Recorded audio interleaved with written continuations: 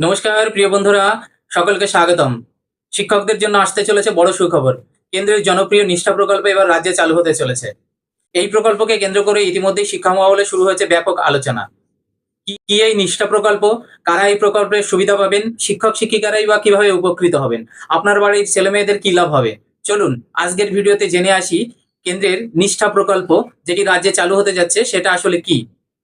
বন্ধুরা, নিষ্ঠা প্রকল্প মূলত শিক্ষক শিক্ষিকাদের প্রশিক্ষণ ও দক্ষতা উন্নয়নের একটি কর্মসূচি। এই প্রকল্পের মাধ্যমে শিক্ষকদের আধুনিক শিক্ষণ পদ্ধতি, ডিজিটাল শিক্ষা এবং নতুন শিক্ষানীতির উপর বিশেষ প্রশিক্ষণ দেওয়া হবে। বর্তমান শিক্ষা ব্যবস্থা দ্রুত পরিবর্তন হচ্ছে। Smart classroom, digital board, online পড়াশোনা সবকিছুই এখন শিক্ষার অঙ্গ হয়ে উঠেছে। আর সেই কারণে শিক্ষকদের আরো আধুনিক ও দক্ষ করে তুলতে এই উদ্যোগ অত্যন্ত গুরুত্বপূর্ণ বলে মনে করা হচ্ছে। কারা এই প্রকল্পের আওতায় আসবেন? সরকারি স্কুলের শিক্ষক শিক্ষিকাগণ, প্রধান শিক্ষক, শিক্ষা দপ্তরের বিভিন্ন কর্মী। কিভাবে প্রশিক্ষণ দেওয়া হবে? অনলাইন এবং অফলাইন উভয়ই প্রশিক্ষণ দেওয়া হবে।